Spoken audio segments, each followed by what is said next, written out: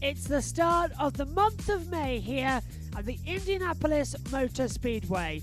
Next week we start our launching for practice on the oval, but first it's time for the Indianapolis Grand Prix on the road course. Welcome to the first practice session. Let's join your commentators from INDYCAR Radio.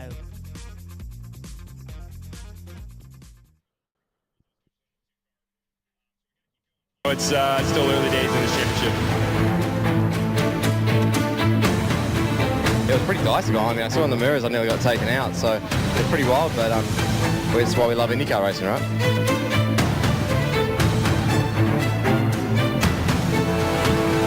This is the NTT IndyCar Series on the IndyCar Radio Network. We're live in 1 minute.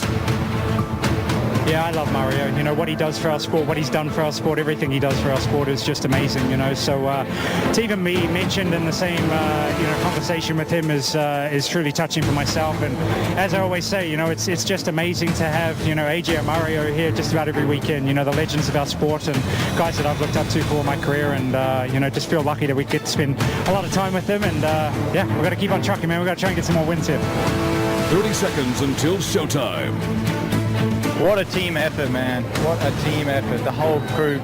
Great group of guys this year. Absolute great group of guys. And feels surreal, man. I had so much pressure this weekend and I kept rising to the occasion. I just kept saying, just focus on what you can control and get the most out of it. 10, 9, 8, 7, 6, 5, 4. This is the NTT IndyCar Series. With live coverage of today's practice, this is the IndyCar Radio Network.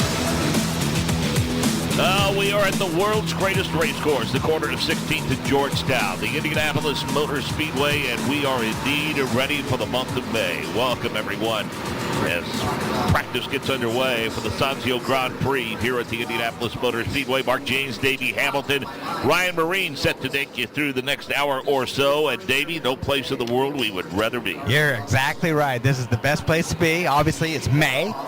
Great things happening at Indianapolis Motor Speedway. Actually, Mark, I'm looking down. The cars go down. There's a few. The paint schemes are already changed for the month of May. I just see Colton Herter go by. The Gamebridge car looks a little bit different, so we'll have to get used to some of the new paint and designs for the month of May. Well, Colton Herter won't be hard to find with the seasons he's having so far because this will be the final weekend, Davey. We'll talk about points for a while. Once we clear this weekend, we're going to be talking about the Borg-Warner Trophy. Yeah, absolutely. I mean, this leads into it, though. You know, the history of the Indianapolis 500, it always seemed like the race previous to it, that was whoever did good in that race did good in the 500, and I think that's transferred on to this. We see Simon Pagenaud being able to win this race.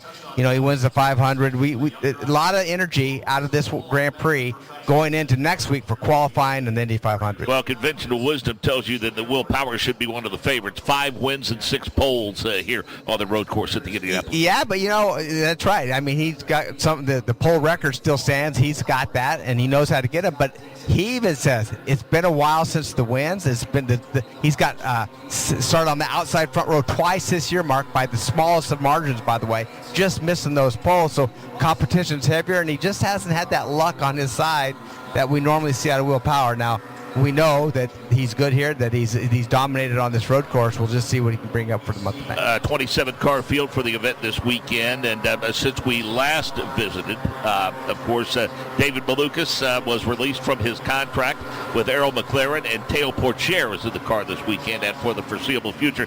Haven't made up their mind yet what direction they're going to go for the Indy 500, but I think that young man has shown tremendous pace. But the important thing is at this point that David Malukas makes a full and complete recovery, can resume a very promising race. Yeah, you know, we know how much talent David has, and we all wanted to see him in that McLaren car just to see what his performance was going to be. He was with Dale Coyne the last few years, had some really good runs, and that's why McLaren hired him.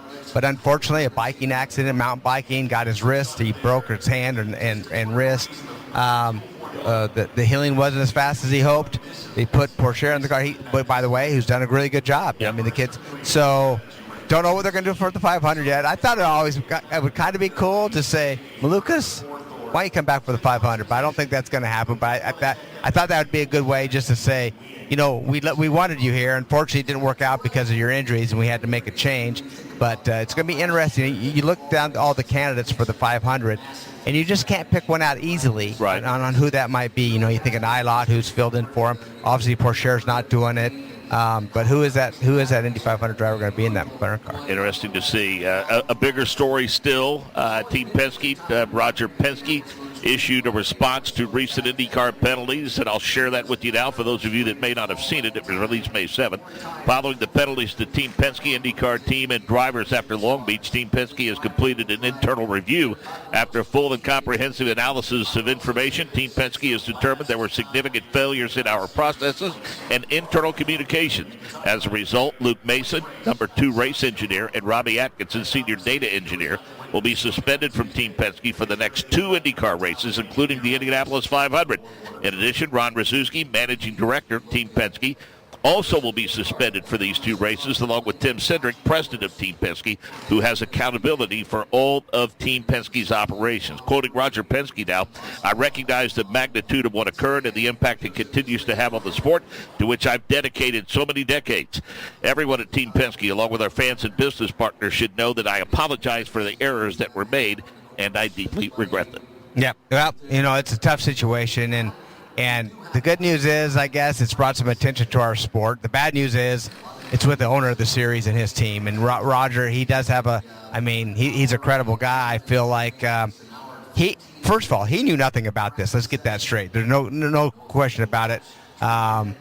Is that the right move? Did he put the right people on hold or suspended for a couple races? Is that enough for these other teams? I don't know. We'll soon to find out. Let me go back further than that. From the moment that he got the keys from the Hallman George family, he's not been on a pit box. With the race team. That's right. I think he separated those entities. Or on the roof as a spotter. Yeah. A lot of times he would go up and spot and be on pit box. He's removed himself. And for those that speculated that it took a little while to respond, I don't know him well, but been around the sport a long time, and one thing he's not prone to is knee-jerk reaction. Yeah, that's right. Wanted to have all the facts, and I think he got them, and this is how they chose to respond. Well, when you have somebody from the outside do an investigation, that's pretty key, I think. And so Chevrolet, they want to make sure that they had no part of this as well, and so obviously some engineers knew about it. Obviously Tim Cindric knew about it. And the whole key, I did see an article by Michael Andretti. I don't know if you've seen that if that happened within his team, what he would do, which is pretty stout on what he would do, and that didn't happen. So we'll just see if the teams are happy with this solution. Well, as far as Tim Cindric's response to all of this is his quote: "For Ron and I as leaders of this team, it's not about what we did, it's about what we didn't do. It is our responsibility to provide the team and all our drivers with the right processes to ensure something like this can't happen. For that, I apologize to Roger, our team, and everyone that supports us. Our number one job is to protect and enhance the reputation of our brand and that of those that support us. In that regard, as the overall leader, I failed, and I must raise my hand and be accountable with the others. This is a team, and in my position, it is the right thing to do." Yeah, that's good for Tim. I mean, obviously, it starts at the top, and with the top is Roger Penske, but what Roger did is he found out what the problem was, means he didn't know about this in particular incident. And here, the crazy thing is, I think, with some of these teams, it was found on a complete accident. It was an accident how this was found, and it was like, if that accident didn't happen in race control, would they still be doing that? Was it a situation where, it was a mistake made, but once they found it, were they going to continue to use that advantage? Well, and you can talk about this because you have experience in this regard. I mean, there are the penalties, there are the suspensions, races have been vacated and points have been lost, but in terms of these teams, I think their fans will get over this quickly and continue to be fans and continue to support them. Some may not. But let's face it, I mean, the taller task is going to be rebuilding the trust and mutual respect from those in the paddock that they compete with week in week. That's the bigger challenge. That's the bigger challenge right there. I completely agree. And then, we've talked from the tech people and so many people that got involved and got pulled into this going, Roger does own the series. It is his team. So they have lot of weight on their shoulders. A lot of people, a lot of these teams go to them. So we'll find out. Like I say, it's over, but it's not over, and we'll just see how these other teams react to it. Well, we'll put a period on that now and focus on the events in front of us, which is the initial practice session as we get ready to go racing tomorrow to kick off this month of May. We are off to a bit of a chilly start here at the Indianapolis Motor Speedway, and let's get more specifics on the conditions and overall thoughts on the month from our Ryan Marine. Good morning, Ryan. Good morning, Mark. Good morning, Davey. And you're right, it is brisk here in central Indiana. 55-degree ambient temperatures as this session got started, and we're seeing track temperatures only around 68 degrees at the moment as cars are starting to slowly trickle out onto the racetrack after doing some install laps. Some news, as I see it, at least down here in the pit lane. Rinus VK's car is in the pit opening that goes back towards Gasoline Alley at the moment. It's attached to the tugger and being pulled back to the team's garage. So I will have to go and check on that to see what the deal is with the Ed Carpenter racing driver, former race winner on this road course, guys, here at the Indianapolis Motor Speedway. But it looks like not a picture-perfect start, I'm afraid, for Rinus VK here today. Yeah, that's unfortunate. This is a place that typically that race team can't wait to get to like many can, but that's simply because they've had a fair amount of success, Davey, on both the road course and the oval. Yeah, you look at Rinus's record, and this is where he has his most success and being able to win and poles, and he's done a great job here. And obviously, you know, if you recall back to Barber, he was really fast at Barber during practice, but then qualifying comes, they had an issue right at the last second. Don't know if this relates to that in any way, but obviously he didn't even go around and make a warm-up lap. There's no time whatsoever for him, so they found something obviously on the warm-up and had to haul back the pit, the garage area. Okay, Davey, for the purists, they're going the wrong daggone way here at the Indianapolis Motor Speedway as they head north up toward turn number 1. So tell us some of the nuances of this course. I think it provides a great blend of technical, challenging portions of a race course, but there are also some very bad, fast portions, and there are also, I think, a couple of really good passing zones here. Yeah, really good passing zones. Obviously, as you said, going backwards down the front straightaway as we know it for the 500, and that long straightaway creates such a great passing zone down into turn 1. Heavy braking into that 90-degree right-hander into turn 1. We see a lot of incidents down there because you can go 4 or 5 wide getting down in that corner, and they file down in there, especially on the starts and restarts. But then you go to the left-hander in turn 2, very technical area. You're fast through that. By the way, let's just get that straight. Really fast road course. I mean, this is one of the fastest road courses we see in the entire year. But going down through 2, 3, 4, which is right-hander, coming onto the Holman Boulevard down the back straightaway, very technical. As you said, fast, but you got to hit your marked right. That chicane going on to Holman Boulevard, you've seen a lot of cars hit the curbing there, fly in there, get all 4 wheels. Matter of fact, break tubs. That's where they look the fastest to me. That's right, because that quick left-right, just you can really see the speed there. And then that creates another great passing zone down into Holman Boulevard and turn 6 down there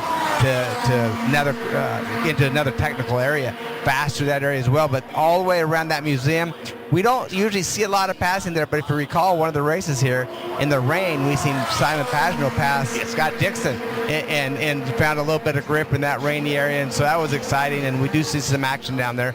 And as they come around that museum, there is another hard braking zone before you come back into the road course, and we do see a little bit of passing there as well. So and then it gets really technical. But when you come back onto this front straightaway, you come off that final corner mark, you are really getting after it. And I mean, it's a fast, long 5/8 of a mile straightaway, and it creates for some great racing, a lot of passing opportunities.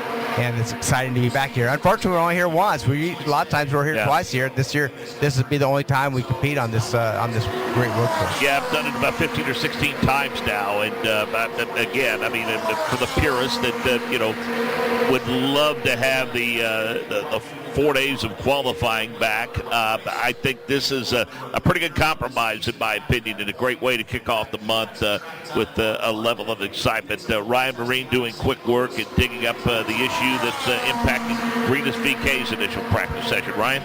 Sounds like it shouldn't be anything too serious, guys. The team told me it was just a water leak, and they couldn't get to it in the pit box. That's why they had to take it back down through Gasoline Alley, back to the garage area. But they feel quite optimistic it'll be a quick fix. And quite frankly, they said they weren't really planning on doing a whole lot of running early in this session anyway. So they really don't feel like they're too much on the back foot as long as this does indeed prove to be a quick repair.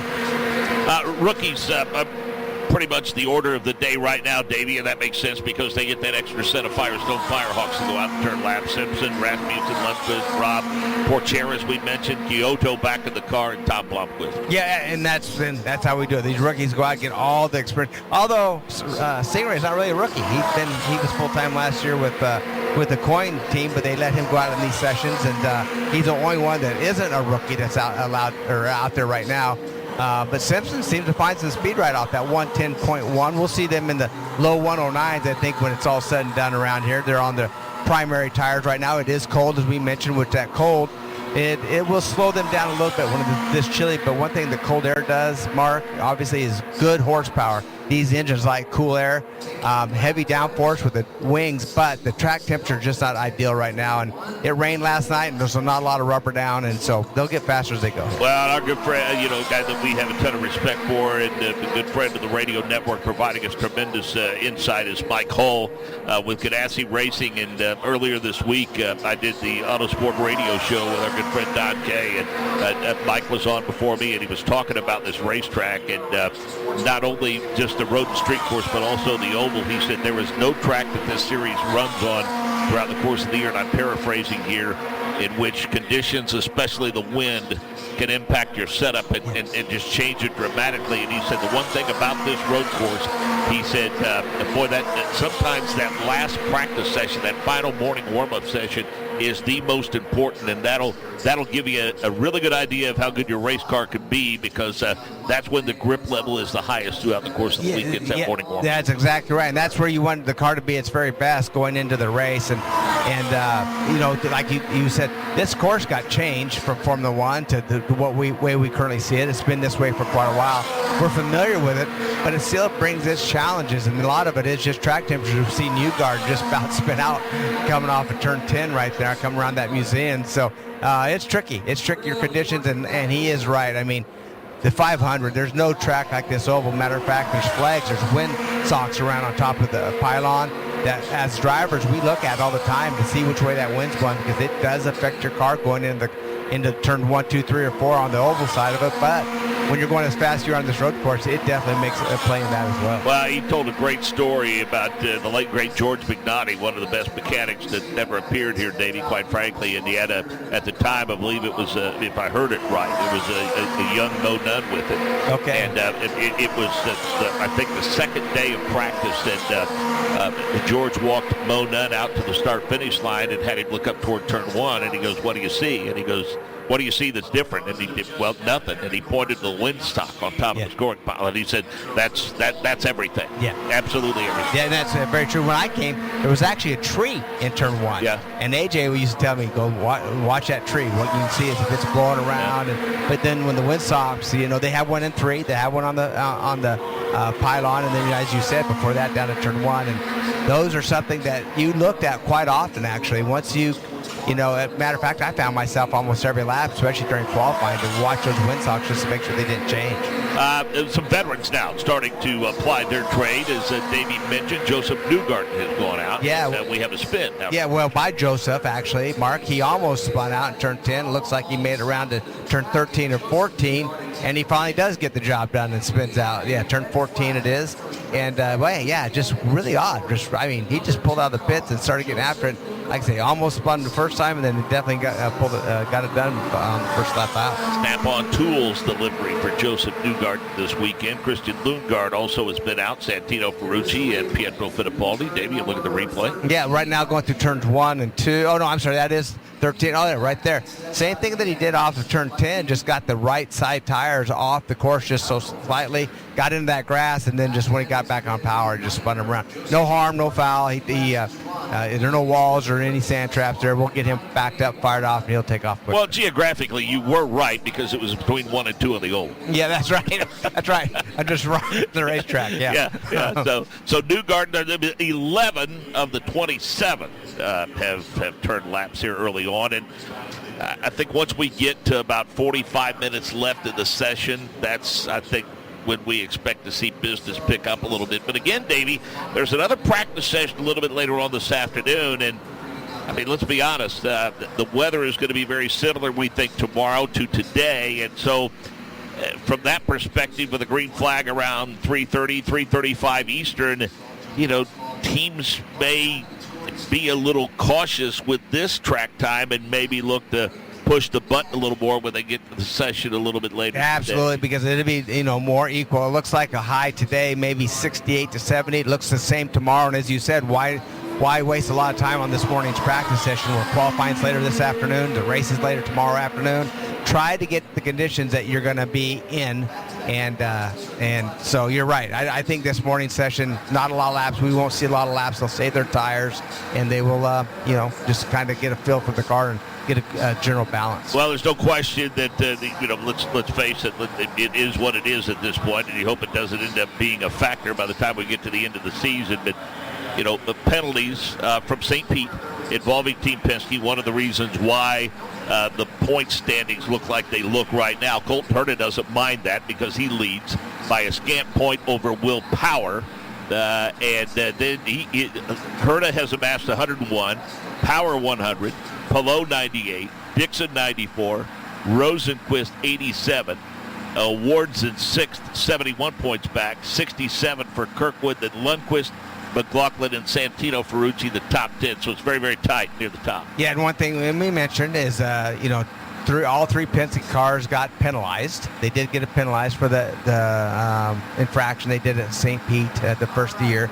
But Will got the less because he did not use the push to pass. He had that was in his car when it shouldn't have been, but he didn't ever use it. So he got a 10-point penalty. But by the time they took the two teammates out from in front of him, it wasn't that big of a penalty. Still finds himself second in the point standings. Colton obviously leading right now. I don't know if Colton's ever led the points championship in his career, so this could be the first time for that for him. So has to be excited that with that Andretti team. We've seen them a bit up and down in competition and finishes with that team. So we'll see how far Colton could hang on to that lead. See if he can.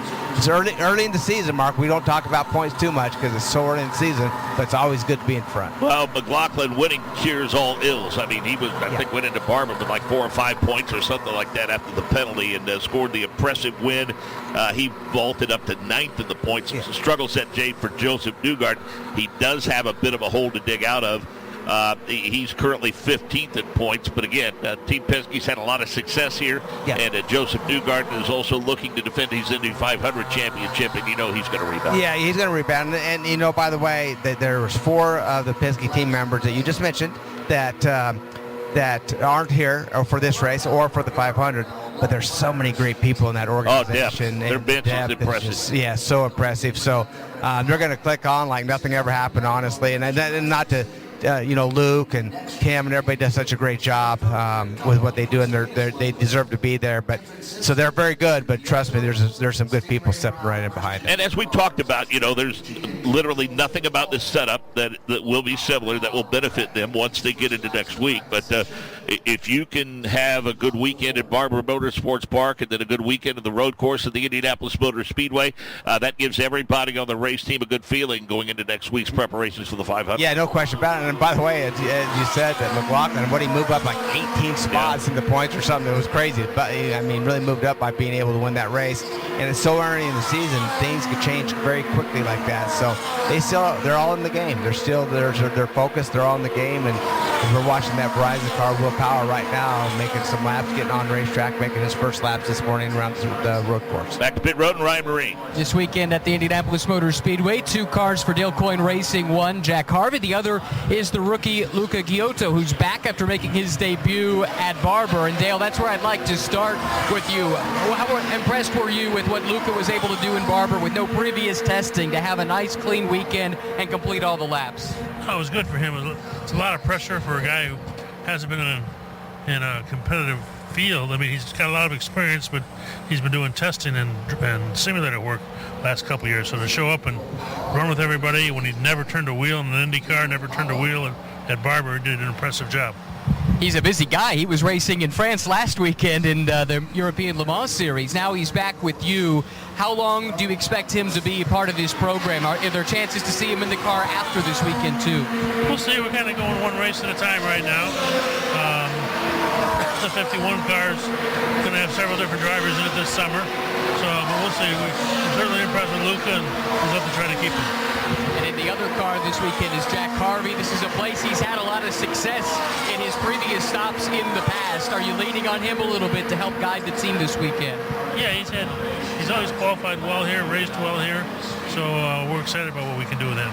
All right, we wish you the best of luck this weekend. Thank you. And it's Dale Coyne. And as mentioned for Luca Giotto, he was racing last weekend. In fact, nearly won the 4-hour European Le Mans Series race at Paul Ricard, but his car broke with a gearbox issue 20 minutes to go in that race while leading. So that had to be heartbreaking for him, but he puts it behind him quickly, makes the trip back stateside, and makes his debut at the Indianapolis Motor Speedway this morning. Yeah, it's a good story for sure. And I remember another somewhat unknown that came to the series a couple of years ago that Dale Coyne was able to secure the services of. I think he worked out okay. Kid named Alex Below. Yeah, I would look at him right now. Alex, man, what a two-time champion, and another driver that's kept controversy going. There were a lot of going to McLaren, not going to McLaren, lawsuits going on. But at the end of the day, nothing seems to affect this kid. He just gets in the car and he goes for it, and he's such talent. I mean, he every time that he's in a race, and he reminds me a lot of Scott Dixon. They're teammates, I know, but he does remind me a lot of Scott Dixon. I could see him being with that Ganassi team for a long, long time, and but he's a super good guy as well. Well, I think Chip is aligning things that way. You know, Scott obviously still very much at the top of his game and shows no sign of slowing down. But, we've seen the Pesky organization. We've seen Andretti's organization. Looks like car 15 with some issues. That would be Graham Rahal. Car has come to a stop at the exit of the pits right up against the inside retaining wall. So we're red momentarily for that. But, there's no question, again, Scott very much, Davey, at the top of his game, but you bring a driver like Marcus Armstrong into the fold. Yeah. I think some business issues resulted in Marcus Ericsson not being able to return to that race team. I think there was some interest in both parties for that to happen, but there were other things going on at the time, which I guess it provided the impetus for Marcus to take the standing offer he had from Andretti Models, Andretti Global, and it seems to have worked out well for them. Again, that conversation I was privy to between Don Kay and Mike Hull on Autosport Radio the other night. One of the things that Mike Hull talked about, the thing that drives Marcus Armstrong, he's unlike some drivers in the fact that he does not have a financial safety net. He does not have financial support, and so I mean he's got to survive on talent, ability, and results. And that's what's driving him. And I think he gained a lot of experience behind the wheel last year, and he's looking to be in contention week in and week out. Yeah, I think so as well. I mean, and then obviously credit where credit's due, and he deserves to be in this series, no question about that. As we watch actually right now, Graham Rahal was actually on track, Mark, when the car came down. So I thought he was just leaving pit area, but he was coming down the front straightaway. Something shut off in that car. I see his dash. It's still on, but no lights were flashing, but just shut off, and then he was able to pull out of harm's way. Yeah, once they get everybody settled in on pit road, they'll be able to make that short jaunt and get Graham Rahal returned to his pit box. Again, we mentioned how tight the point standings are, Davey, and as we said right off the top, we'll talk a little bit about that over the next couple of days, and then you put the chatter about the points on hold. Yeah, you do, because when it comes time for the Indianapolis Motor Speedway and the Indy 500 to be able to just win that race, that nobody cares about points that time. It's about winning that race, and obviously points fall where they fall. But that, that's the biggest race in the world. And it was great to hear a little Dale Earnhardt Jr. I don't know if you've seen that talked about. Yeah. He's been in when he grew up in stock car racing, and he thought Daytona 500 was the biggest thing ever, and that was everything. But then he was able to come here and be on the broadcast team and see the pre-race, the festivities, and what this race meant. Then he realized that is truly the biggest spectacle in motorsport. Well, Doug Rice from PRN, our good friend, who's in his final year on his farewell tour, and have accolades bestowed upon him at every race that they visit, and deservedly so. I mean, Doug, a few years ago, thanks to the good folks at Shell, did the double where he worked this race and then flew to Charlotte for the 600. That's awesome. And Doug has said to me on a couple of occasions, he said, I knew it was a big deal. I did. But he said, until you experiencing it, and all those guys, Brad Gilley, Brett McMillan, and all of them have all said, when the date time comes when maybe I'm no longer covering the race in Charlotte, Indy for sure is on my bucket list. Yeah, it's such an amazing place, and can't even explain it. I grew up watching this race and wanted to be in INDYCAR, not so much NASCAR, and took that route. And I think that since I knew so much about it and the history and what it really meant it was almost a little bit of a hindrance once I got here, because you cherished it so much and you just tried to suck everything in, to where I see a lot of these rookies that from out of country that really they know of it, but didn't really know the history or pay attention to what this really means. They come in here and act like it's just another race, which it is just another race, but it's hard to put that into your mind and soul when you're in that race car and what you're really in. Well, and Tony Kanaan said it. He waited so many years to win his first Indianapolis 500, but he said, for those that don't know, he said, the only thing stronger than your will to win it the first time is your will to win it a second time, because you know how much it means. Oh, absolutely. No question about it. And as we know, this is the one, there's not one driver that you talk to that has won it or has not won it, like some of the greats. Michael Andretti. Yep. I mean, Mario's only got one win, but they'll tell you that the biggest win in their career, or Mario's biggest career, would be this race. Michael and Marco, you ask them what the biggest win of their career is they'll probably say, well, it's, they'll give you a race, but I wish it would have been this one. The 500. Well, I think Al Unser Jr. would tell you that he's gained more notoriety from being a two-time winner of this race than the 6 or 7 times he won Boston. No, that's right. I mean, it's all about this race, and you don't win it, you don't have your name up there. I mean, it doesn't mean you're not successful and you're not good, but, man, it's just so much. It's kind of like I watched a roast the other day with Tom Brady, and Randy Moss doesn't have a ring, and he was with the Patriots and didn't get a ring. He's going, how when I went there and they're dominant, I don't get a ring, but that's the Super Bowl. Yeah. At the great things that Randy Moss did, but he did not win the Super Bowl, and that's kind of here. You can do a lot of great things, but when you don't win the 500, it's always that little stigma that you want to try to fix. So 46 minutes remaining in this session, and as we said, we do expect the majority of the field to start to climb into the cockpit of the race cars and start turning laps and get laps underneath them. Joseph Newgard has turned the fast lap for now. It's at 69.8152. And then it's Christian Rasmussen, the rookie, Teo Porcher in the car for Errol McLaren, Lundgaard and Blomqvist, Lundqvist, Simpson, Canapino, Ferrucci, and Power the top 10. Ray Hall, Fittipaldi, Award, Giotto, Stingray Robb at 15th, and Jack Harvey 16th. 27 cars are entered. Talking about Ray Hall, Letterman, Lanigan Racing, Davey. It's the team's 16th race on this road course. Their highest finish, a second by Graham Rahal in 2015, 2020, and 2023. And Christian Lundgaard at the July race in 2022. Lundgaard and Rahal also brought the team their highest start of pole on the road course in May of 2023 and August of 2023. So that team has had some success here. Yeah, they have. And, right now that team, I feel they're getting stronger and stronger after, as good as you just said that they've done on this road course.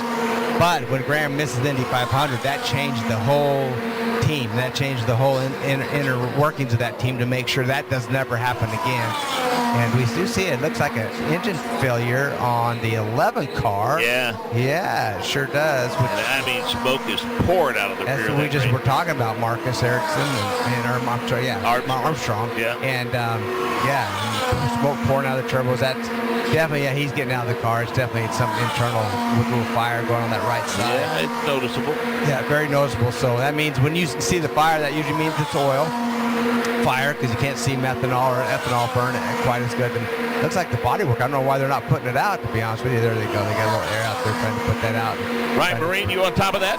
Yeah, actually, I was standing by watching Graham Rahal climb out of his fifth third bank Honda, and Marcus Armstrong's actually pitted right in front of him. So I've got a bird's eye view of both. The fire appeared to be coming out of the right side exhaust bank, and that's where the crew is working with the extinguisher at the moment for Marcus Armstrong, trying to take care of that. In the meantime, Graham Rahal looks on. Looks like we've got a red flag on track here too. So a lot of things going on here at the moment. I'll try and get an update on both these cars as soon as I can. Yeah, probably going to take the opportunity just to be on the safe side, Davey, to go out and check his path coming into the racetrack and make sure that no oil or any fluids of any kind laid down on the race course. You know, that's exactly what they're going to do.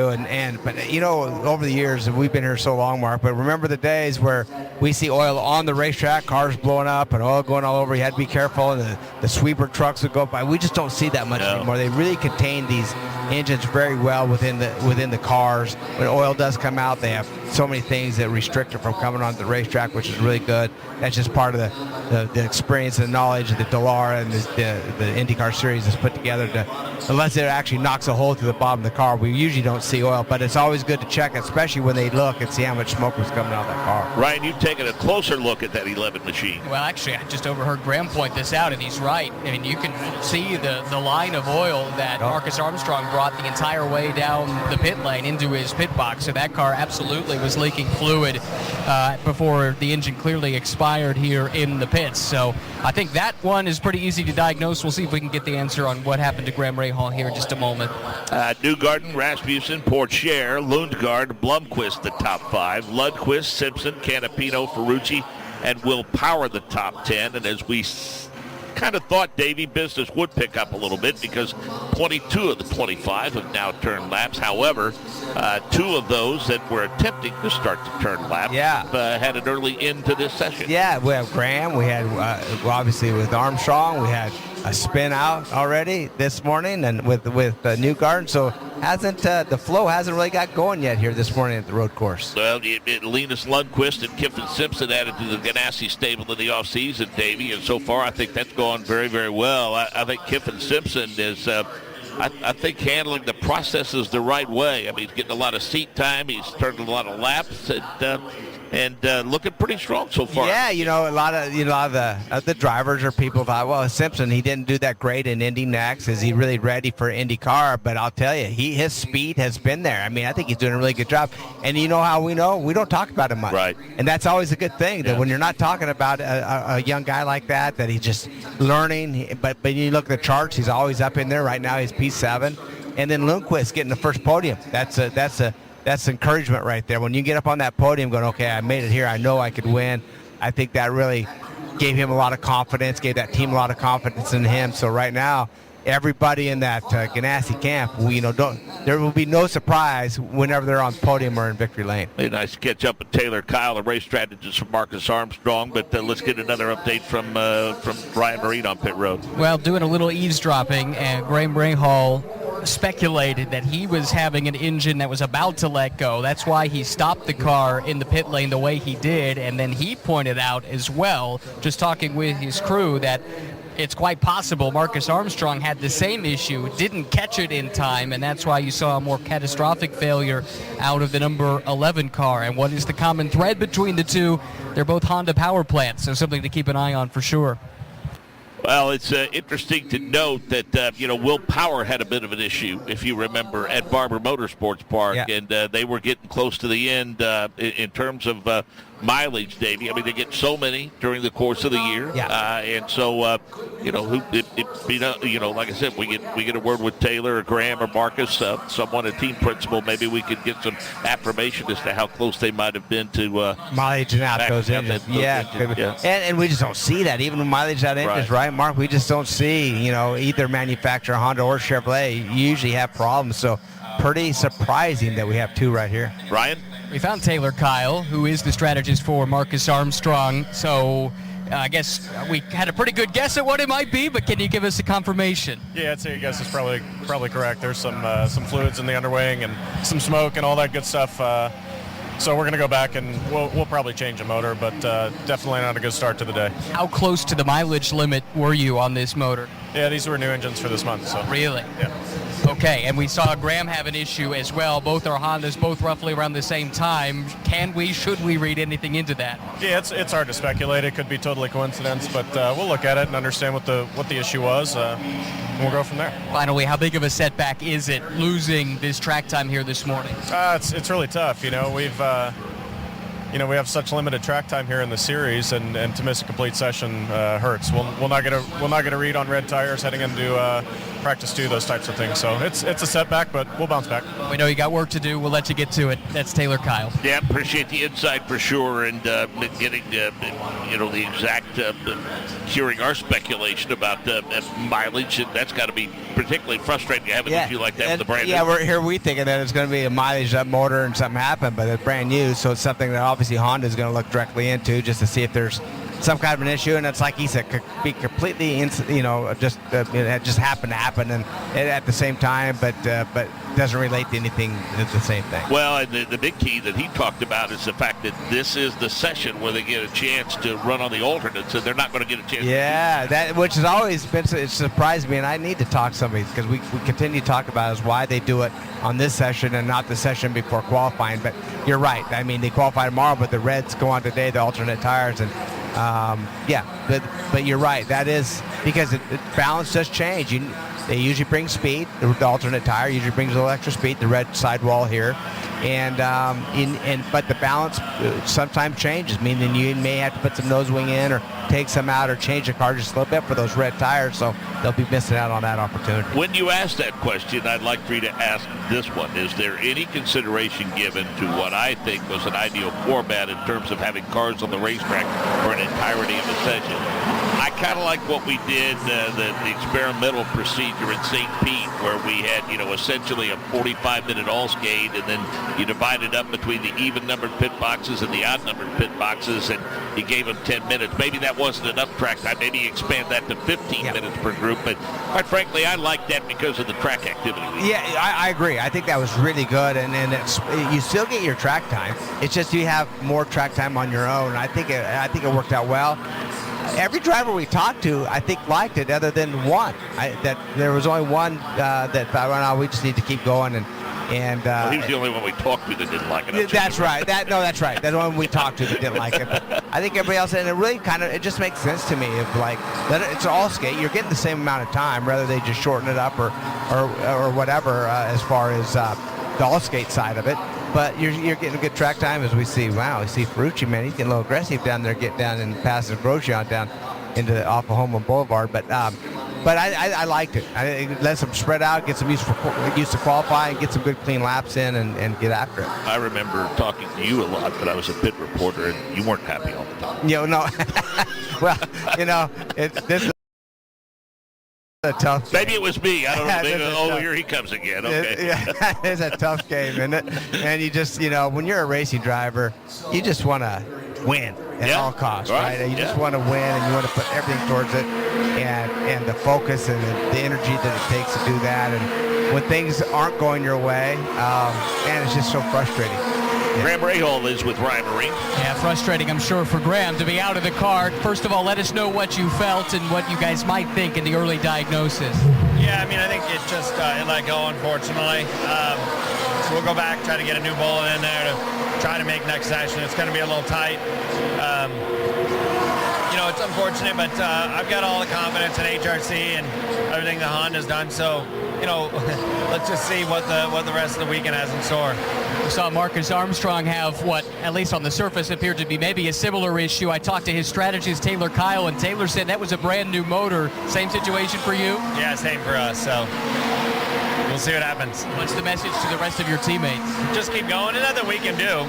Alternatively, we've got to try, to go fast and run. You can't hold back. So hopefully that, it was just a small batch issue or something. I would imagine the two are very similarly like, whatever failed is probably the same. We'll have to see, but nobody can hold back. You got to go. On the bright side, it's a place you've had success, so I guess if there's a place to have it happen, maybe it's here. Yeah, for sure, but you always hate to have it happen, but yes. We'll let you go. Thank you, Graham. I just enjoy the fact that you ask a question and you get an answer, and that's part of the maturation over the last several years of Graham Rahal. And not only has he matured, but has become a leader of that race team, and away from the track is as big of an ambassador as the series could have. No question about that. And remember Graham, like you said, he's got a family now. He's married, has kids. He's a great businessman. He has all kinds of businesses going on in the high-performance side of the cars, motorcycles. So he stays really, really busy, but he has not forgot that he still wants to win races, and he's still part of this race team and has a lot of input in the team and how to make it better. So I drove by that new facility they're building up in Zion. Yeah, and it's not. You notice it. You notice it. That's exactly right. So good for Graham. I mean, a good guy, really, really good guy. I mean, I like Graham. He's, I hope he does this for a long time. I don't know what his future holds, but I like when he's on the racetrack. I like talking to him. I think he's a great driver, and love to see him in victory lane again. Took a page, I think, out of Michael Andretti's book and prepared for the next phase of his life. Yeah. Still a very competitive driver. Yeah, I agree, because on the business side, he is well set and happy for him, and he's really knowledgeable. And obviously, as people with businesses know, that there's a lot of work behind the scenes, especially with the magnitude of what he has going on, amount of employees and things that need to be done. So, and he's all over the country. I mean, he's in California a lot. I think he has a home here.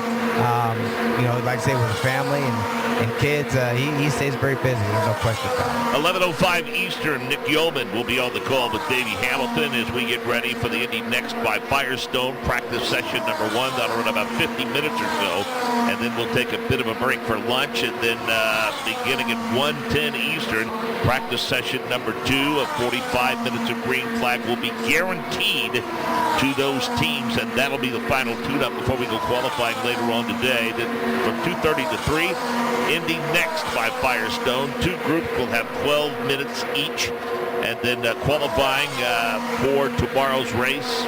Join us for all of that at 4:20 Eastern.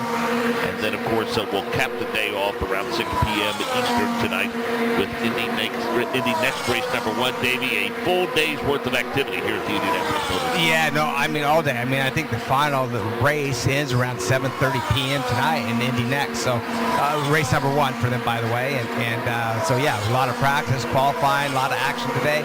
And by the way, I knew it coming in. I came in here, a little after 8 o'clock, and there was quite a stream of cars coming in. We got fans in the stands walking around this early in the morning, so they're up for a long but exciting day. Newgarden continues P1, and let's see, his quick lap was at 69.8152. Lundgaard is second quick, Rasmussen is third quick, Rosenquist, Porcher, Blomqvist, Lundqvist, Harvey, Simpson, Canapino the top 10. McLaughlin 11th quick, Power 12th, Herta 13th. And now we see Kyle Kirkwood sliding in at 11th, bumping everybody back 1. Power 13th, Herta 14th. Ferrucci 15th, Pelot 16th, 17th, Grosjean 18th, Rahal. Fittipaldi is 19th, O'Ward 20th. Giotto has moved up a couple of spots from the bottom of the grid up to 22nd. Now Scott Dixon 23rd, Stingray Robb 24th, Alexander Rossi 25th, and Brinus BK turned a couple of laps, and he is currently 26th. As we mentioned, a couple of issues for a couple of drivers. Marcus Armstrong, looks like his session, for all intents and purposes, is over. And we just heard from Graham Rahal, who suffered a similar fate. So 30 minutes remaining, and Davey, we think about 10 minutes from now, we're going to start seeing the tire indicator change a little bit. Yeah, we should say, like I say, 10 to 15 minutes from now, the cars will put the softer compound alternate tire on just to see what they want to do. Right now, fast is a 109.81. I think they can pick up some more speed on these primaries as well. But, sometimes I thought they'd be in the low 109s, but with these alternates, they could go in the 108s, I think, fairly easily. Well, the battle for supremacy in terms of the manufacturers, Davey, looks like it's going to be a tight one. We can tell you Honda's probably happy to get here. Honda drivers and teams have won the last 4 NTT IndyCar Series races run on the road course here at the Indianapolis Motor Speedway. That's a really good indication. I think they're the points I didn't see, they're just behind slightly, I think, Honda, correct? Yeah. So yeah, when anytime they come, they've dominated or ran good on a certain course, helps their points, and that battle is so impressive because it never gets spread out very much. It goes right down to the wire, and it's going to be that way throughout the season. The two manufacturers are separated by just 12 points at this 12, point. yeah, there you go. Yeah, 12 points. That tells you right there. And they're going to be fighting, and there's 2 races for the engine manufacturers, no different than a team driver, right? There's the season championship and the Indy 500. That's what everybody wants to win. and I'm pretty sure the Indy 500 comes in front of the championship. I know it would in my book. Felix Rosenquist currently P4 Davey, and we don't want to belabor a point, but a lot of folks really happy for not only Felix Rosenquist and the success he's having with this new race team, but a lot of folks equally happy for Meyer Shank. Yeah, and by the way, he has done an outstanding job this entire season. I mean, from the very get-go, we find him on poles, front rows, qualifying really well. He hasn't had the race pace that we quite want to see. He had a few problems. Long Beach had a braking issue. He had a pretty good finish at Barber. But I think that team's learning each other. They're learning his style. Obviously, they have the car pretty good for him when it comes to single lap qualifying or just running. But the race pace and the race car is not quite where he needs it, but they continue to seem like they work on it. By the way, they do have Andretti Technologies, part of that program. So the setup really comes from Andretti. They have engineers over there helping them out, but it seems to be working really well. So Ryan Marine, let's bring you back in. And, when Teo Pourchaire made his debut a couple of races ago for Errol McLaren, folks might not have been with us, so kind of reintroduce us now to this talented young driver with a lot of potential that Errol McLaren has decided will be good enough to put in their car for the rest of the season. Yeah, Mark, an impressive young guy, that's for sure. He won the F2 championship last year. Did that only winning one race, though. So the key to his success was consistency, and I think that could serve him well as he makes the jump over here to the IndyCar Series now for the rest of the season, barring the Indy 500 in a couple of weeks. He had been committed to run in Japan this year in Super Formula, and you might know that as the championship that produced Alex Palou. A number of other big-name drivers have raced there over the years. Pato had a brief stint in Super Formula 2 a couple of years back when he was associated briefly with Red Bull. So that was a good proving ground, and that's really where it looked like the career might be headed, at least in the short term for Teo Pourchaire. But this opportunity came up. He got the call first to join the team at Long Beach, then at Barber, and now it's continued. In fact, to the point where he is no longer committed to running any Super Formula races this year. That's what's allowed him to commit to the full season. He still also has a relationship with the Sauber, the Kick Sauber, I guess they're called now, Formula One team, which is due to become the Audi factory Formula One team here shortly.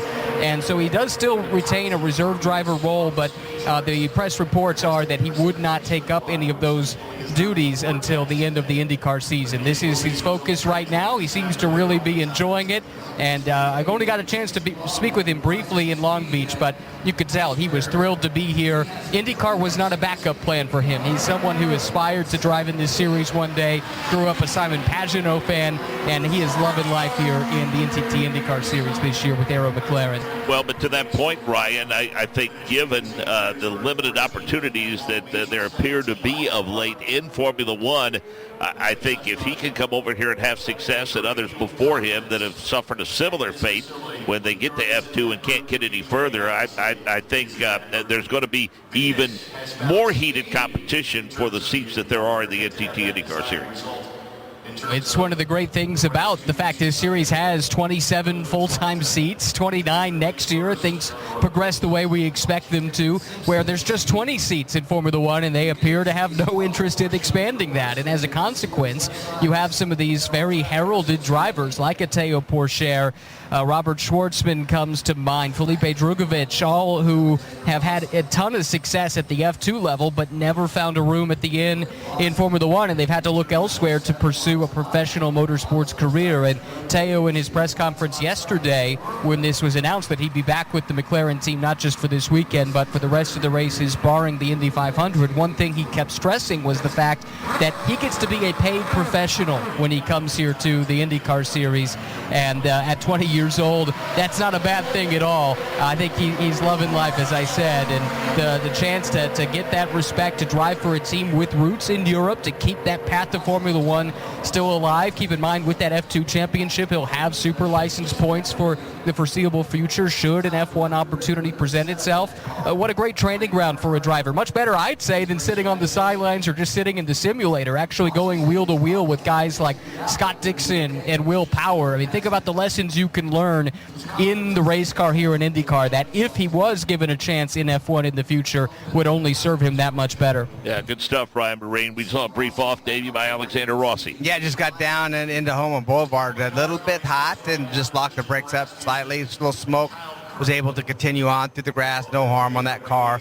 And what you're talking about with Pourchaire and these other young drivers to come over to IndyCar, yeah, what an opportunity, because the door to Formula One is still open for these young kids. And if they come over here and show a lot of talent, obviously I'm sure Audi, which will be Audi, the Kicksauber team, they probably are letting him come and do this, but it's just good on their side. Hey, let him go get some more experience, let him get in race conditions, and you never know, that door may open back up from over on the F1 side. 4 top 10 finishes for Rinus VeeKay. We mentioned the issues that Ryan Marine said they felt were fixable and kind of delayed the start of his session. He's rebounded nicely, Davey. He's turned 6 laps, but he currently is now P1, 69.7872. That didn't take long. He definitely likes this place, doesn't he? I mean, then they start off, they don't even get going. They go in the garage. We've seen him work on the car, and then they come out, and by the way, he's only completed 6 laps and finds himself P1. Newgarden's only 10 laps.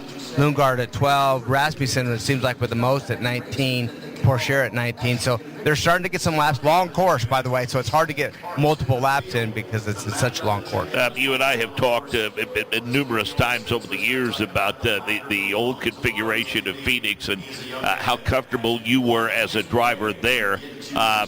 So put us in the mindset of a Will Power. 5 wins and 6 poles, and Rinus VeeKay with the number of top 10 finishes here and a win and a pole. When do you know, and how do you know that it's a place that, quite frankly, almost feels like home cooking for you? And I think what happened at Phoenix for me, because the first few times there, I really didn't have the success. But once I got into a car and had success, I knew what I needed. I knew what that car needed to be like. I knew what the perfect line and how to compromise when the car isn't perfect. And so I think that's the situation around some of these tracks as a driver. You just kind of feel that it just has your style based toward it, and you're able to go to the engineers and to your team and say, for me to be better, I need it to be better in this point. You can pinpoint things where you really need the car to be like, and I think that's the situation as well. So just, it fits your driving style, plus you have the confidence of what that car needs to feel like for you to be able to win. A ton of work being done around the rear end of the car of Joseph Newgarden as it sets on pit road. And Davey, I guess it's understandable that we get down to the last 21 minutes or so, and we expect teams to perhaps start reaching for those alternates to try to get some idea of how their setup is looking in that regard. I guess the rear end of that race car is where they're going to make the most adjustments. Yeah, obviously there's so many things that these teams can adjust, and including the springs and the dampers on these cars, the biggest thing, but there's anti-roll bars, cambers, casters, and so many different things of that nature, to ride heights and wicker bills and so many things. So yeah, in the back of the car, I think spring changes in the back make some of the biggest changes for these teams. Some of the veterans starting to flex a little bit of muscle. We told you about Rinus VeeKay going to P1 at 69.787. Joseph Newgarden remains second quick. He did that pretty early in the session, by the way. Alex Palou is now up to third. Christian Lundgaard has been settled in the top 5. He's currently fourth. And Rasmussen appears to be off to a good start for Ed Carpenter in this session. He is 5th quick. Then Felix Rosenquist, Colton Herta, Augustin Canapino, Theo Pourchaire, and Jack Harvey the top 10. So a couple of guys here looking very early on the primaries, Davey, that maybe we don't see at the top of these initial sessions, like Canapino and Jack Harvey. Yeah, you never know. Now Harvey, we talked about him before. I mean, obviously a lot of success here. It's one of the tracks that he knows what he needs to do, knows where he needs to be fast. He's had a lot of success here, but Canapino, we just continue to see him get faster and faster, and the confidence really growing. Just hasn't, back to another driver that hasn't had the results or hasn't had the success in the race like he has in practice. But first, when you know you got that speed, you can try to put that other together. And Pourchaire looks to be the first driver, and Fittipaldi are the 2 drivers on the alternate tires there right now. Pourchaire finds himself in that 9th spot at 110.1. So not far off the pace, but that is in the softer compound tire. Scott Dixon looking a little erratic through the north end of that PNC bank machine. He's able to gather it back in, and now he is full song as he enters Holman Boulevard. That's a deceptively fast portion of the race course, and I think one of the 2 or 3 really good passing zones of this course. Yeah, you can say just go through there wide open, but it's not that easy. You can get through there wide open, and you want to get through there wide open, but you gain a lot of speed. But for a fan to watch how fast these cars maneuver from left to right, that is a fantastic place to watch them come through there. And But like I say, sometimes we've seen mistakes there where all cars are completely in there. They come landed down, break suspension. I think it was BK maybe is one that broke a tub one time going over one of those curves. They're big curves. And so if you don't hit it just right, the consequences are pretty heavy. And we remember Scott Dixon, I think he was it last year before, where he got hung up in a wreck right on the first lap, got turned around, but ends up winning the race. So as we 18 minutes, under 19 minutes now, about 18:50 remaining in this session, and as we said, only a couple of drivers on the alternates, but we think, again, given where we are on the clock, we expect that to change now as more and more drivers start coming to pit road, and 26 of the 27 cars have recorded times, and I mean, you heard Taylor Kyle bemoan the fact that they're really behind the 8 ball because that car, Marcus Armstrong, Davey, he got nothing, literally nothing out of the session. Yeah, it really didn't. And then, by the way, it just showed them in the garage area, and they are pulling the back of that car apart to do the engine change. But they definitely, there's a lot of work just to make sure they get out for the next session, much less, qualifying. So they got a lot of work to do, and he is going to be behind the 8 ball. Good news is he has teammates. He'll look at the data, look what they've done, where they're fast, where they're slow, where they can improve, and they'll do those same changes on this car. Been a relatively clean session, with the exception of the mechanical issues. And hey, we told you that we've got that first Indy next session, doubleheader weekend for them.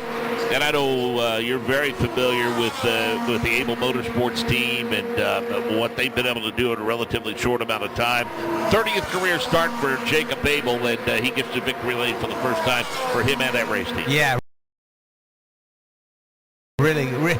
really good run by them, and it's been coming. He's been in position to win for a while now, and when we got to Barber Motorsports Park a few weeks ago, man, he dominated the weekend. He really did a good job. I mean, just showed what he was made of, what that team was made of, and it was really impressive. Strong win for them. You know he's going to come in here with a lot of confidence. That team continues to build and to grow, and good to have Able Motorsports involved with the Indy Next Series, and having Jacob as the driver is pretty key. And by the way, they're going to have multiple drivers throughout the year. They try to put as many cars as they can. They were going to be here, by the way, for the Indy 500. Doesn't look like that happens. They had to pull the entry. A lot of things behind the scenes going on there as far as why they're not going to make it, but they have a car and they were really wanting to be in the 500, but it's not going to happen. Nolan Siegel grabbed second. Of course, a late race spin by Jamie Chadwick meant that race would finish under caution, but Kyle Collette, the outstanding rookie, the highest placing rookie, finished fourth. James Rowe, by the way, slotted in at third for Andretti Global. Louis Foster, what a weekend it was for him, Davey. I mean, he had all kinds of mechanical gremlins, electrical gremlins that they couldn't figure out. He ended up starting shotgun on the field, and when the dust settled, he came over the top 5 to keep him in championship contention. And let me tell you, every time he went on track, that car wouldn't run. I mean, they'd go to the back of the garage the entire weekend. And by the way, they fire up for the race, and guess what? They were the only one left on pit lane. They couldn't get it going, but finally got the car going, fired up. We thought, oh, geez, he's going to pull out, pull back in. But boy, what a fun race to watch for him, being able to rifle his way from the very back. Got a good, respectable finish out of it, but we know the speed was there for him. So if he could have qualified, he would find his way towards the first. Don't know that he could beat Able, but much better space than he was in. Really felt bad for Jamie Chadwick because she had shown great pace in that race. She really had, and just drove it in a little too deep late in the race on worn-out tires, and great learning experience for her. But I think, as we mentioned during the race broadcast, Davey, about Road America on. You know, the top 10 started coming inside the top 10, and then the 7th and the 6th, and I think she's showing patience in terms of learning her craft, and she's ready to compete among the top. Yeah, well, you know, she had the speed, and even last year, a lot of these tracks being new to her, trying to learn those, and she had some speed there. But then one thing she said, you know, this is so physically demanding that she wasn't quite prepared for that, and finds herself at the gym and got in good shape. And right now, I tell you, she is a contender, done a great job. I mean, she's really hanging in. Like I said, made a small mistake at the end of the race with some more tires and cost her a little bit. Ooh, that's a small mistake by the DHL machine of Alex Palou. We talked how good he is, man. He was good just to save that one. I mean, it got off in the grass. It got loose one way, and it overcorrected and went the other way. And had a few tank slappers, as we call them, going there. But that works better on the short track over there, turn 3, I think, that style of going through the turn. Yeah, it sure there. does. Wow. But saved it, and off he goes. Wow. Finds himself actually in P4 right now. That's where he's thankful for all that upper body workout. Yeah, there you go. That we just talked about. Yeah. So it's a VK, Newgarden, Pato Award, 3rd quick. Alex Below, 4th quick. Christian Lundgaard is 5th quick, and then Fittipaldi is up to 6th quick. He's on the alternate. Let's see. Award is on the alternates. Fittipaldi, same thing for Portier, and Kiffin Simpson on the alternates. And as we see Pato just go to the top on alternates. Yeah, he did. Yeah, on the alternates. He's at 69.720 with Renus VK just behind him. Renus's lap was turned on the primaries, and so we expect to see again more of those red light indicators pop up with just 13 minutes remaining in this session, and probably don't feel the level of grip that they would like to have. I know that by the time this day is done, the grip will be better, and they're hopeful that the forecast continues to improve, and little chance of any rain overnight, because I think if they can get the pretty good grip on this racetrack by that morning warm-up tomorrow, that will make all of these teams and drivers very, very happy in terms of the final setup. Yeah, and it looks good at this point. I mean, it did show rain throughout the weekend, and on my weather app, it seems like we're going to be good for the weekend, which is nice, and these drivers appreciate that. And we've seen an actually reward. I'm a little surprised on that red compound tire. It finds himself pulling in the pit area. That was his lap, but it was barely quicker than VK, so didn't pick up a lot of time on those red alternate tires. We'll see when VK, Newgarden, Palou, Lundgaard, the other top 5, when they put the red alternate tires on, see how much ground they could gain. Obviously, Colton Herta in car with him right now. He does not have the alternates on yet either, and he's in that 10th position. Not suggesting that our winters here are anywhere close to what you dealt with when you were growing up in Idaho, but let's face it, we do get a fair amount of cold and rain and, some ice and some snow and whatnot, but be that as it may, as exposed as it is to the elements and the heat throughout the summer, and it does get hot here in Indiana in the summertime, boy, the compound that they have used with the repaving that they've done over the years, is this the smoothest one we race on? Oh, without a doubt. You cannot find, you have to go off course to find any bumps, honestly. They've done such a fantastic job, and not only on this road course, but on the oval as well.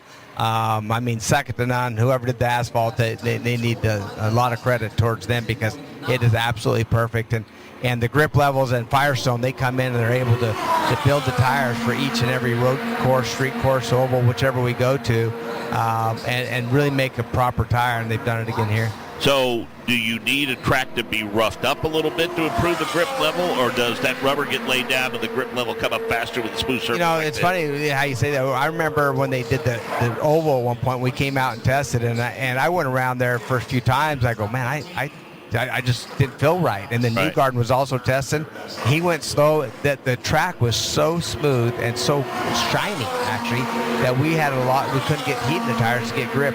They came in, if you recall, they ground the track. Oh, yeah. It's like a diamond grind. Diamond grinding, yeah. Yeah, and boy, the grip came up really, really well, but then it put a little kickback in Firestone because it wore the tires out more. And so they had to do, a lot of work behind the scenes and make sure they had the proper tire for that diamond cut and the extra grip. And so on this course here, it wasn't like that. By the way, if you recall, we even had problems in the warm-up lane. Remember when they were spinning out, they didn't do the warm-up lanes a while back?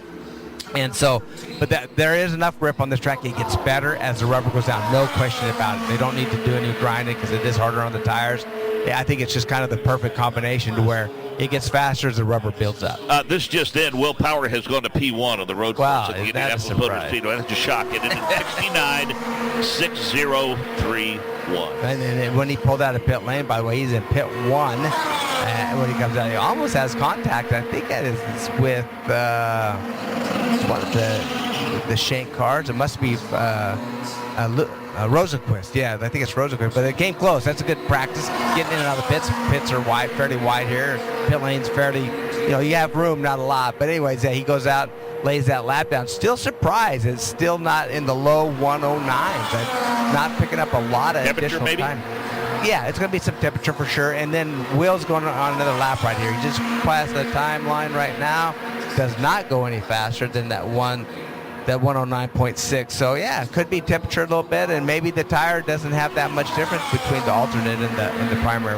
We'll find out by the time the session's over with 9 minutes left. Well, one thing's for sure, they've been playing nice so far because, you know, a little under 2.5 miles in length and around these 14 turns. So far, those that are looking to put down qualifying sims, Davey, are finding plenty of room to do so and plenty of cooperation for their fellow competitors. Yeah, and that's one great thing about this big racetrack and being able to have these practice sessions spread out. Now, the smaller track is where we talked about, you know, having to split the groups from evens and odds late in the run. This big course is a lot easier to find space just because of it is such a large road course. But right now, it looks to be, Mark, most everybody is on the red alternates. We'll see what they can do. Will Power on board with him right now, taking a look at, looks good. I mean, he's got the line good. He's going fast, but we'll see if that time improves right now. Getting ready to come to that timeline just here momentarily.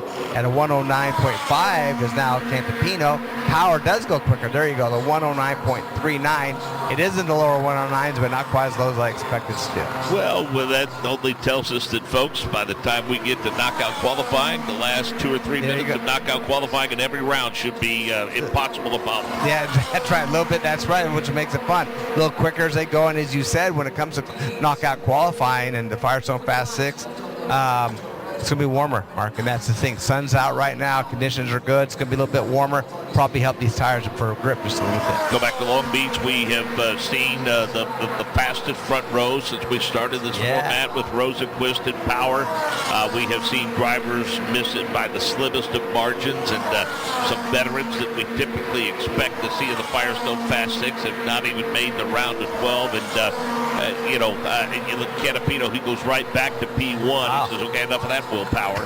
And, I did an interview with our affiliate, The Fan, here in Indianapolis this morning, and I told him, I said, I don't know that we're going to see anybody run away with the championship this year, Davey. I really don't. I don't think so either. I think the competition is such to where by the time we get to the season finale in Nashville, we could have 3, 4, maybe 5 drivers within 10 or 15 points. That's right. I completely agree. It just gets tighter and tighter. As you said, the front row, the tightest front row we've had, and on Will Power being second twice just by the slightest of margins. But right there, we see Cantapino go to the top. It went to his car owner, Ricardo Uncos. He's definitely smiling. He's happy right now. I mean, that was he's trying to cover that smile up his face, but he's happy. And right now, Cantapino, what a great job. You brought him up a little bit earlier on just how he gets better and better and faster, and he's continuing to do that. Once they get that race strategy together, get a good race in underneath their belt to get him more confidence, but he's doing a great job. Teammates don't hurt either. He has a good teammate. Grosjean, unfortunately, finds himself in that 24th position, off pace a little bit right now from his teammate, but Grosjean, we know that he's brave, and we see him lay some laps down too. How about some more information on Romain Grosjean from Ryan Marine? He just went back on the track. He had been sitting in the pits for quite some time. It looked like they were working on some brake issues on that car as they were bleeding the brakes front and rear on that machine, and then also making some suspension and damping adjustments on that car too. Those just wrapped up. They slapped on a set of sticker Firestone Reds and just sent the Phoenix out onto the racetrack. Remember, he scored that memorable pole here his rookie year. He likes this track. He's had good success here in the past. Right now down in 24th, but we'll see. They might have that car a bit more dialed in for him here in the final 6 minutes or so of this first practice. And I think, Davey, it's important to pick up points where and when you can for starting on pole and leading laps and things of that nature, because as we mentioned, as tough and competitive as this is, I mean, go back to a couple of years ago when Will Power won a championship and won one race that year. Yeah, that's right. One race. Well, I'll vouch for that. I got second twice and didn't win any of that, but a win is everything. I mean, that could have put me over the top, and that win is so important, but it can happen. You can win a championship without winning a race. It's got consistency, the way they line. It's hard to do, but as close as these points are, consistency is everything for the championship. Well, and I will say, I'm leaving that up to you moving forward to bring that up, because when I used to bring that up, your response was, yeah, thanks for bringing that up. I figured from this point forward, it's been because things have changed. As our series goes, in any series, you have the super competitive at times, and then sometimes rules change, things happen, they get spread back out. I'll use F1 right now where Verstappen's dominated, but right now it looks like McLaren, Ferrari, Mercedes, they're all kind of game in. Well, here right now, it's so darn competitive that you don't know what team, what driver. You can't just go down here and say, I'll be honest, there's probably 5 people I'd pick out, 5 or 6 that are not going to win. But after that, I wouldn't put my money on most of these guys being able to win a race. Well, and two, there's many ways in which you guys and gals are cut different than we are, the people that don't do this. And I think the thing that's always amazed me, it doesn't matter what form of racing. I mean, if it was Jeff Gordon or Jimmy Johnson in NASCAR or whomever it is in what form of motorsports, while certainly you derive a great deal of pleasure from the wins, you can tell there is a level of frustration and an almost total recall of the races that got away. That's exactly right, because the ones that you win are way less than the ones that got away or that you didn't win. And so those are ones that the ones you won, okay, I got that done, put aside, but all the ones that you could have or had the opportunity to win that you didn't do, those stick with you. There's no question about it. But that's what builds character in all of us. That's what keeps us going and thriving for more and more. I mean, that's this series right now. I mean, every single driver. We got so many good drivers and so many good teams, and that's why it's so darn competitive. And we there's nobody going to dominate this. It's just not going to happen. We could have a different winner in every single race this year, and that goes to tell you that the consistency of your finishes is going to help you win this championship. As we see one of the Meyer-Shank cars, it looks like Rosenquist again. Yeah, it sure is good. That went off course, got back on, didn't hurt his car.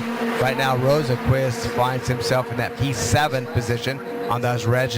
Was hanging out a little, wanted to get a little more out of that car than it could. Herta actually goes to the top. Handful of podiums from Colton Herta, including a win here at this course back in 2022 at the Sanzio Grand Prix. His fast lap right now is 69.286. Bumping Canapino to P2. Will Power slots in at third, then BK, then Lundgaard with about 2.5 minutes remaining in the session. Scott McLaughlin is 6th quickest. Rosenquist, Rossi, Ferrucci, and Pato Award. Scott Dixon, Kyle Kirkwood, Joseph Newgarden, and Tom Blomqvist. Rasmussen, Ericsson, Palou, Fittipaldi, Portier, and Jack Harvey through 20th. Grosjean, Simpson, Lundqvist, Kyoto. Let's see, Ray Hall, 25th, only turned 3 laps because of issues with the car.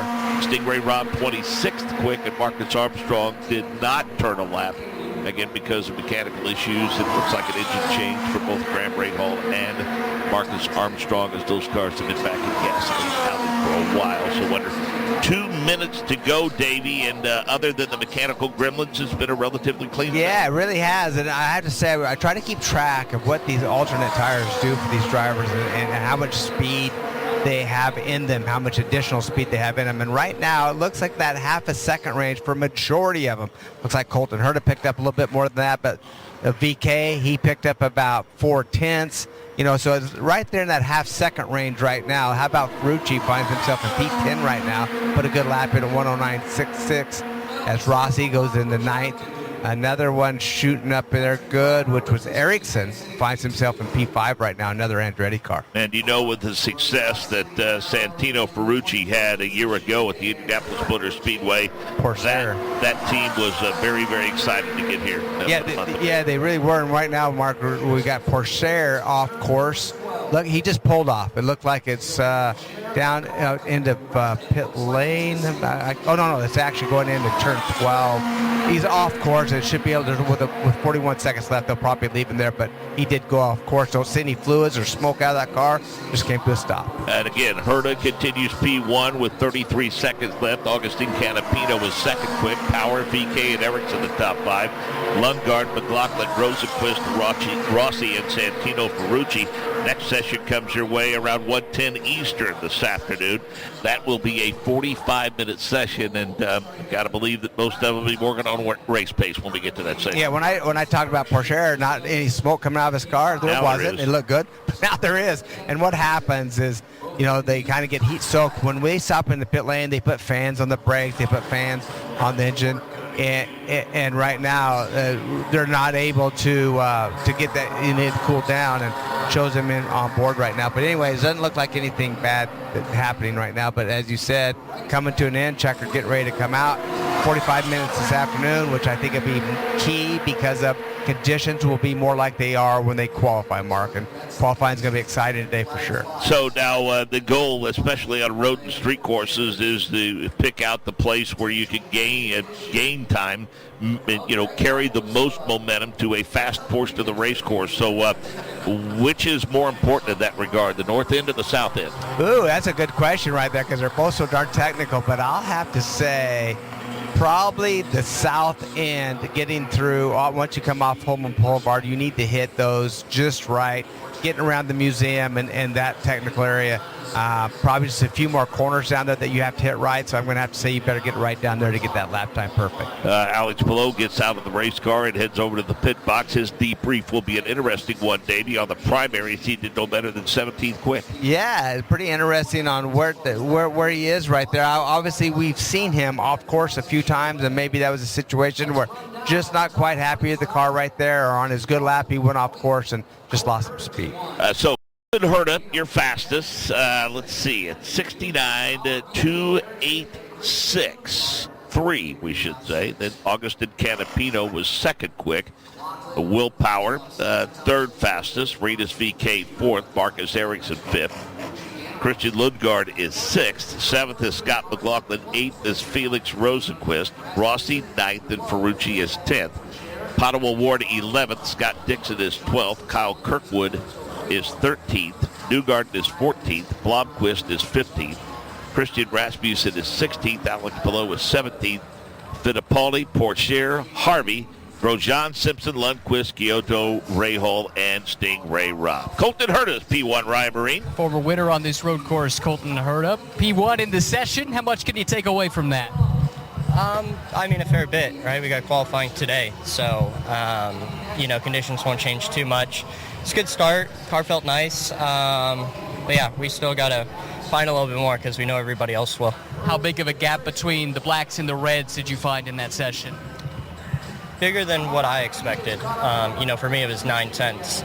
And although I didn't maximize my black tires, I would have expected something a little bit less than that. But it definitely makes it interesting for the race, seeing that big of a gap and then having to decide what tires you want to run on in the race. Should make things fun, that's for sure. That's Colton Herta, guys. Yeah. Thank you very much, Ryan Marine. Friend of the channel, of course. He was on our coverage back at the Rolex 24 at the beginning of the year. So, Colton Herta ends the first practice session fastest. Next up on YouTube, it's our coverage of ABB FIA Formula E in the opening practice session from the Berlin E-Prix. Thanks for your company. We'll see you shortly. Take care. Bye-bye.